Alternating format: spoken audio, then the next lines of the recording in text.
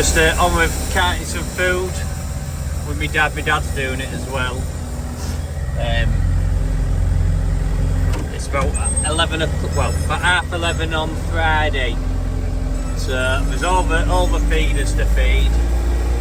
So that's why I'm in the Terrix. Normally my dad just does it with a JCB.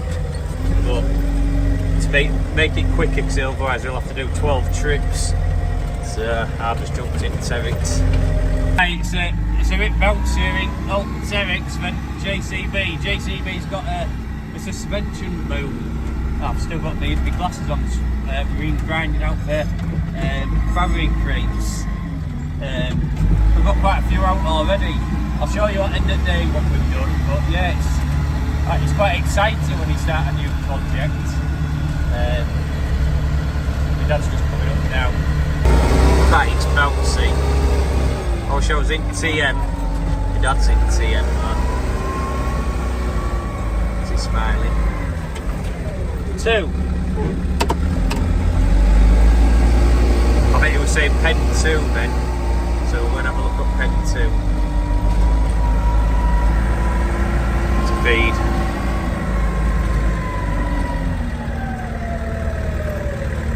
You can tell it's not. The suspension's nowhere near as good as the JCB. Right, let's have a look. Pull up on here.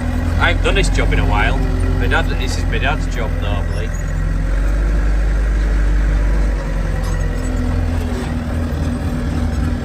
I've got a smaller bucket on than my dad, but I'm doing the ones that are only about half full. Just topping up on weekend. Just maybe get a little bit more in there. Just after dinner, we're gonna go try and move some muck because it's dried up a bit. So it's gonna jump in the fence. I'll put these goggles back. Trailer's already on tractor, so that's good to go. It actually feels like spring's coming with that blue sky, and it was a lot brighter this morning. So I need to get in. I feel like I haven't drove this in ages. Right, could do with a sweep out and a hoover and a dust. So I can't remember where you put key in. Down here somewhere.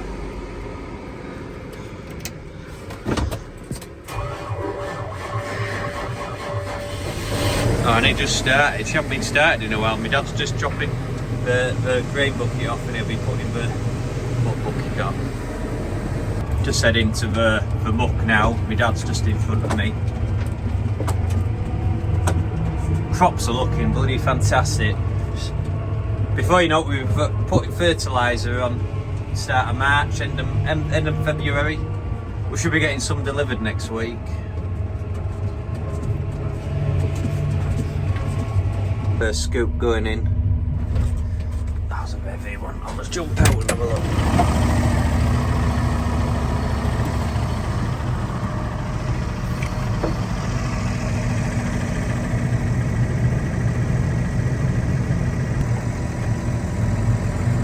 Second scoop going in.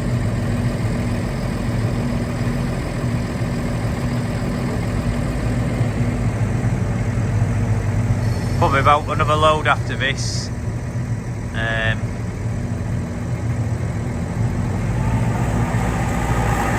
Nice big load there.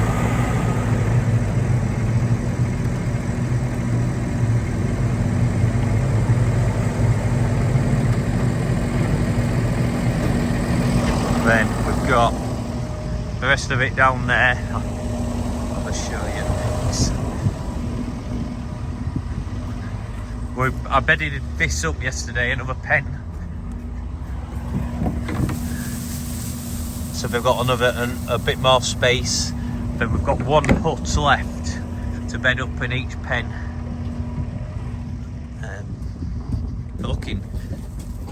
They're growing so well. I haven't used hardly any straw on this batch.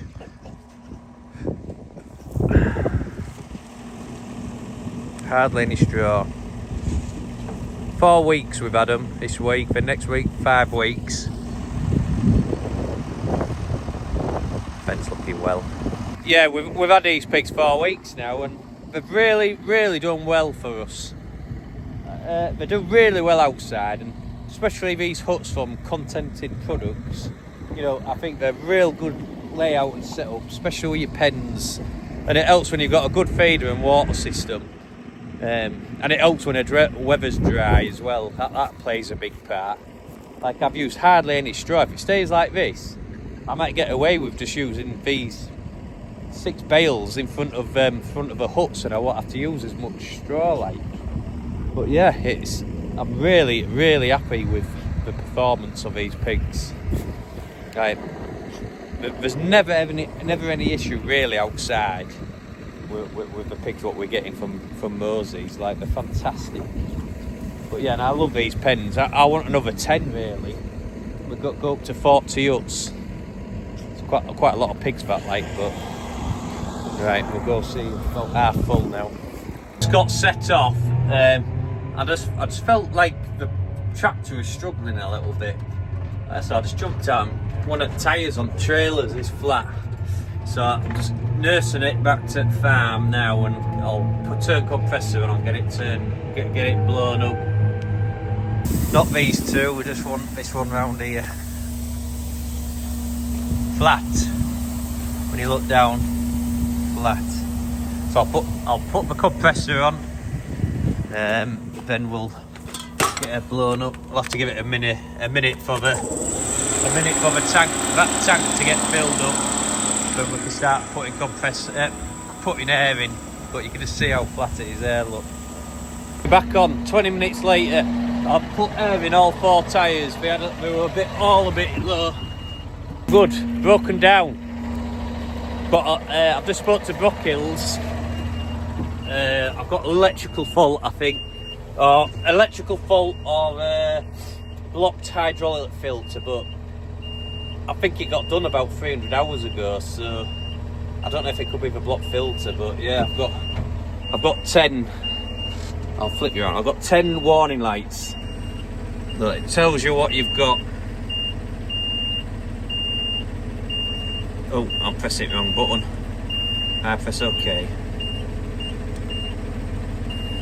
Yeah. Oh, go back onto that. 16 now. All these are warning codes. All electrical, I think. Yeah, all electrical, so that's annoying. Because that means there's going to be some wiring. Or hopefully it might just be a sensor what's gone. But yeah, and I've sunk out the site with tractor and trailer. I'll just show you. She's well buried for trailer tyres. Obviously I can't lift it up because it's not letting me lift up, what is very annoying. Made some massive ruts. Tyres have sunk out of sight. Even on this side, look. How bad's that? Sinking. But yeah, it's annoying that. Speaking to somebody from Brockhills, we tried to manual overwrite it, so you can tip the trailer up manually. You go into the main menu and go into something, then you turn whatever your hydraulics in, you turn it with this nut here, and it lifts the trailer up. Wouldn't even let me do that. It just locked me straight out of the computer screen. So what I'm doing now, just because they're just a bit busy at Brockhills right now, they can't send somebody out to me, but he says what I could do is check all the wiring and check all the sensors. So I'm going to do that. There's about 8 or 9 sensors up back of here to check, and all wiring, so I'll look at all that, and hopefully I might find something, might be a bit of muck hopefully, or we'll get going again. Managed to get it out. My dad took half the trailer load out and I tipped it up.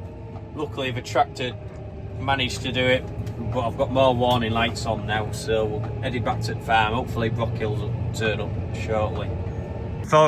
Before lunch, this is how many crates we've got out. We've got 4 out so far. Right, I'll just show you what it's like, what else we've been doing. This is before the tractor decided to break down. Right, farrowing house. Obviously, when we turn it into a nursery, this is where we're going to bring the pigs in. There's going to be a divider and a gate here. Then this white wall here is coming down and the other side. And there's going to be another division up the back there. And where, I don't know if you can see, where it protrudes here. This is where the beam is here. And there's 6. So we're going to have 6 pens on each side here to the walkway. So 6 and 6. So 12 pens altogether. But yeah, it's coming along nicely. Took all the water off there. Then we started down here and we realised this door's not as wide as the other ones. But I've taken all the brackets off, had to grind them off because all screws are all rusted. But yeah, it's gonna look good once it's all emptied. Obviously we need to grind these off, tidy it all up, we're gonna put the heat mats on a centre passageway and like a kennel, so when they first come in they'll be warm enough.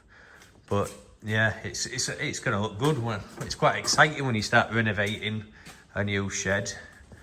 I'll show you down here. Obviously all this is gonna be an open. So we're gonna have a pen, one big pen in between. I think it's gonna hold about 50 pigs for first pen. So 1, 2, 3, 4, 5, 6. Yeah, so 1 pen, 2 pen, 3, 4, 5, 6. 6 pens. And what we're gonna do, we're gonna mirror each side on the division here. We're gonna have a space for 3 feeders and a 3 water.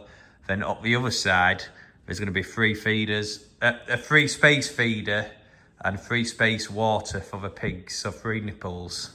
And obviously just mirror it, then they can come out either side to feed or drink. It's gonna look good once it's done, but I'm still waiting for some prices. Yeah, we're ripping all these out and I haven't got the quote yet for the shed. But I think it's gonna cost about 25 grand. Something around there. It's a lot of money really to do it, but it needs to start earning some money for shed. Even if it takes a couple of years for the shed to turn around and start making money, you know. But yeah, biggest cost is going to be the auger, I would say. Auger and bin. But we've got a bin. It's just, it's quite wide. It's not like, I think we need a tall, thin one out there because it's not a very wide, what's the word?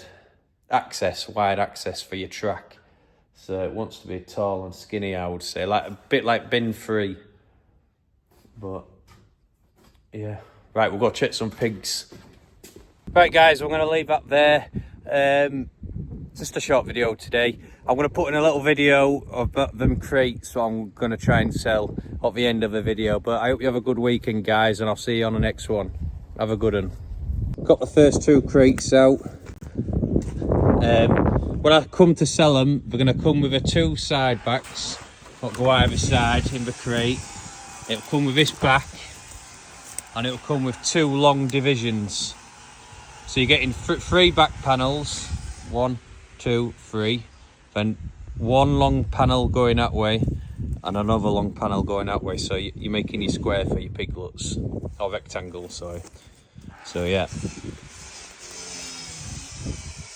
If anyone's really interested to get them, I know a few people have messaged me already, but I've got quite a few to sell. And they're in real good condition. Troughs are real good, drinkers are good. Obviously if you do want to add a water system for your sow, you know, you could just add to that. But obviously there's your water for your piglets what go down there to the end.